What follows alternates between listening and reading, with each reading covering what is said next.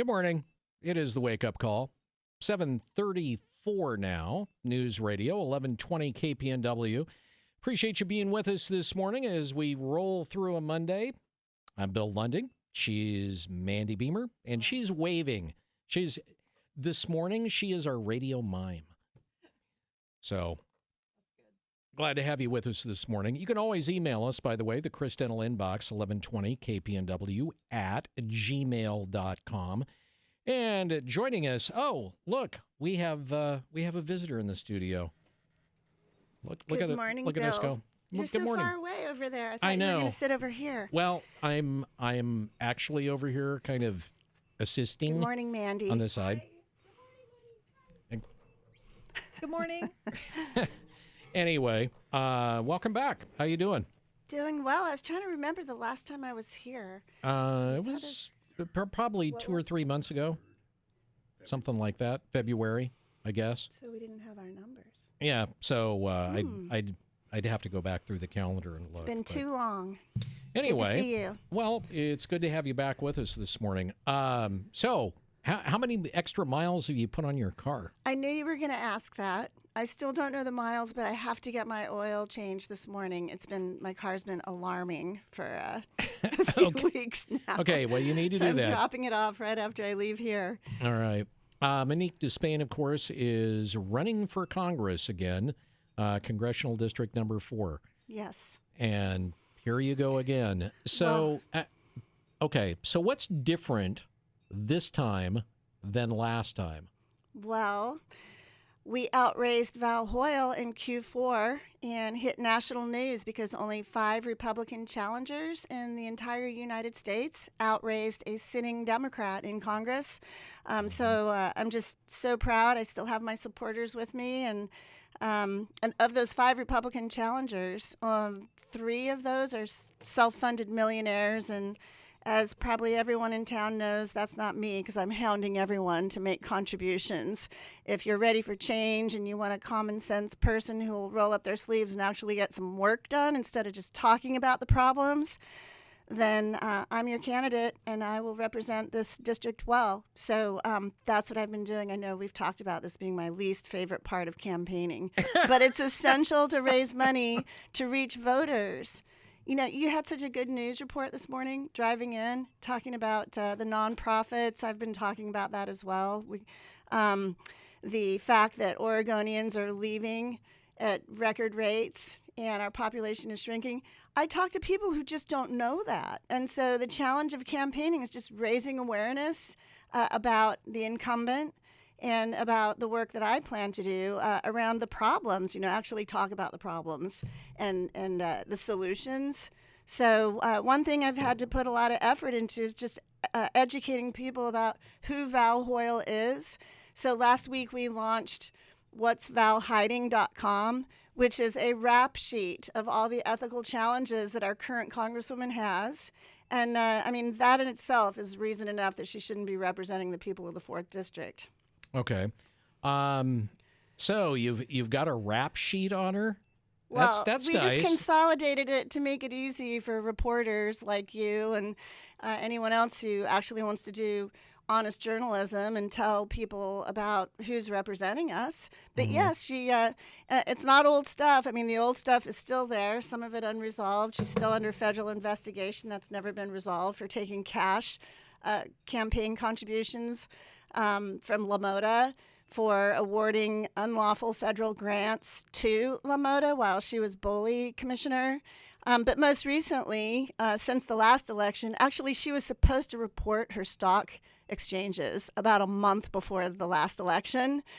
She failed to report about 215 stock trades that she did and enriched herself 400%. I think she enriched her assets $3.4 million. The Stock Act was implemented about 2012 under the Obama administration, and it was to ensure that members of Congress who often have access to insider information through their work in Congress, that they could not conceal the wealth that they were accumulating. They couldn't conceal that from the American people. But Val Hoyle, once again, doesn't think the rules apply to her. and she violated that. She was one of the worst offenders in Congress. Yes, Republicans and Democrats do it, but I'm focused on this representative here, and this is one of the reasons she needs to be replaced. Okay. So she came out and said, well, yeah, you know what? Maybe I did screw up on the investments, but now I'm just doing basically a 401k, and I've got somebody else that's doing all of that for me. Well, so I hope a lot of the listeners know I served as a JAG, Judge Advocate General in the Air Force for over 20 years, doing investigations. And this is what perpetrators do. They make all kinds of excuses and try to act innocent. I don't believe she's innocent, but if she is, she has no business being a representative in Congress.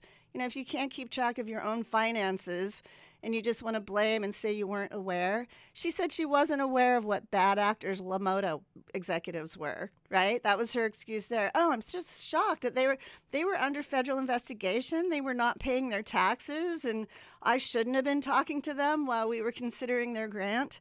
She pretends, or she's incompetent. Either way, we have you have a choice. The district has a choice of a representative who pays attention to the kinds of relationships, who the donors are, and the Stock Act is something that she should have understood she had an obligation. Like, I have to file financial disclosures just as a candidate. And that's something I'm keenly aware of, and I do on time, and I do correctly. And we need a congressperson who's going to be able to manage her finances if we're going to have her managing ours. Monique DeSpain on the wake-up call this morning. She is running to win the primary to have a chance to run against Val Hoyle again. The issue with LaMotta, and while I agree it was totally egregious, I agree that she should, when she was first told to hand over her cell phone information and everything else, the way that she stalled on that and everything, totally egregious. However, it appears as though the people in the district last time didn't care about it, and I'm just, at least not enough, that they would say, okay, this lady needs to go. Mm-hmm. Do you think you're beating a dead horse here with what happened 2-3 years ago, as opposed to, other things that you're talking about? No. There are a lot of people. That's fair. There are a lot of people out there who don't know the story, but I told you, what'svalhiding.com has new information. And I guarantee you, if she's our congresswoman in the next cycle, there will be more information. But at that point, I won't be the one reporting. I'll leave it to everybody else. But no, it's not a dead horse. The reason we were not able to get this message out to the less discerning voter who's not really paying attention is because we came short on money. Mm-hmm. And that's what I mean. I'm really telling people, if freedom's not free, good representation's not free. If you want good people to represent you, you're going to have to participate in the political process.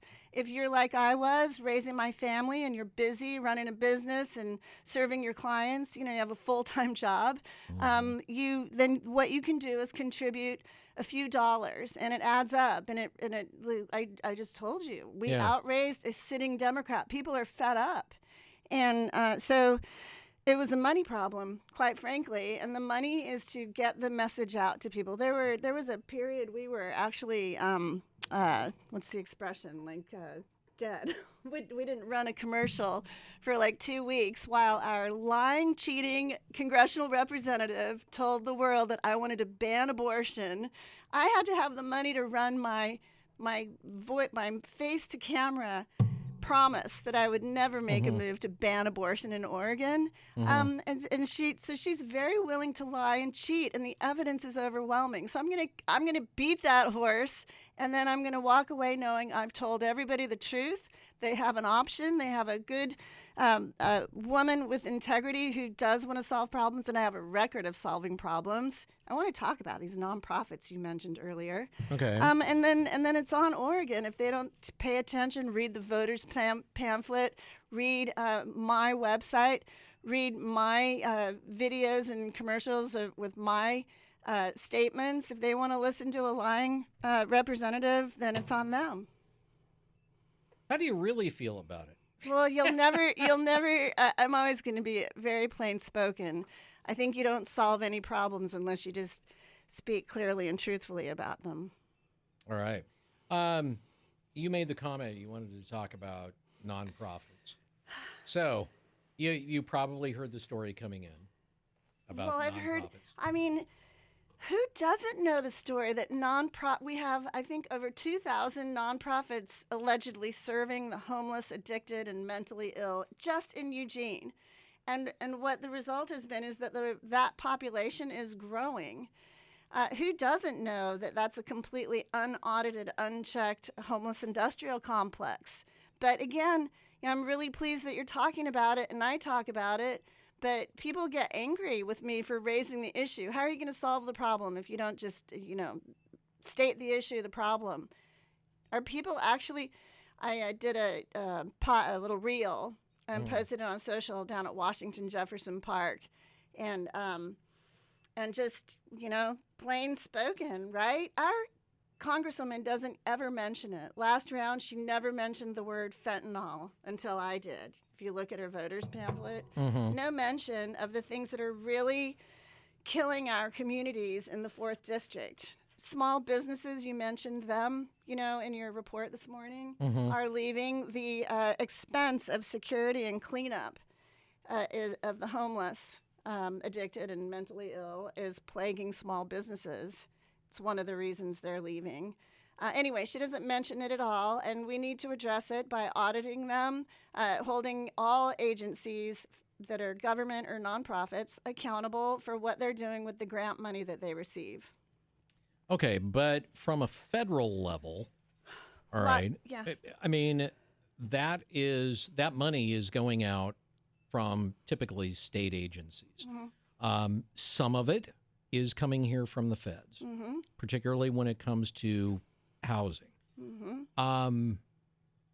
But the thing is, if you're in Congress, you can't just tell the state government as much as you'd want to, really you should be auditing where that money is going and what the outcomes are. Now, I'm just going to say for clarity here, this has been something I have been irritated about for more than just the last few years. This goes back a number of years ago.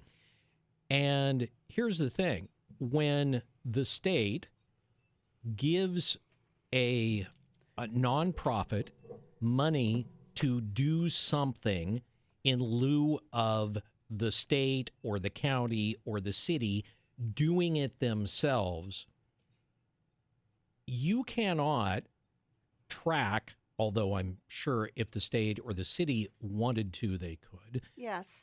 You cannot, as like a reporter, I can go out and I can say, I want to know how many tickets you, the Eugene Police Department, wrote in the last month. And I can do a public records request. We'll go around in circles for a short time, and then they'll send me the information. If you try to do that with, say, St. Vincent de Paul, which receives millions of dollars from the county every year to do a variety of different things, and I'm not just picking on St. Vinny's, but they're the largest one.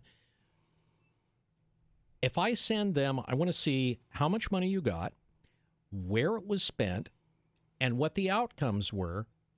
All they'll say is, we're a nonprofit organization. We're not subject to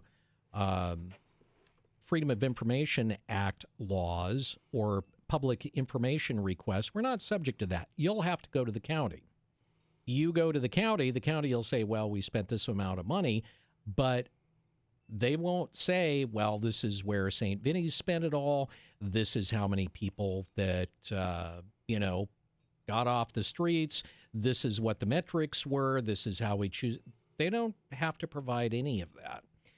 So what you're talking about here is something I have been grousing about for a long time, but I don't know how you would change that in Oregon without either an initiative petition or a legislature that would be interested in actually enacting that as a law where you would have to be completely above board, and that would be all accessible through a public information request. There. All right. Challenge accepted. So much for my soapbox. Well, yeah, it's hard for you from a media outlet to get that, and it's hard for me as an average citizen. But if I am a congresswoman representing this district, I will take on this challenge. It's not true that there's no way to reveal the corruption. I don't know if you saw a letter, I cannot remember the date, it was this year, from the Congressional Committee on Energy and Commerce, sent a letter to Tina Kotek and the head of Department of Health Services, asking for them to tell us, or Congress, what their audit system is for Medicaid. And then it listed a chronology of prosecutions of Medicaid fraud right here in Oregon. We're losing hundreds of millions of Medicaid dollars directed to Oregon through fraud.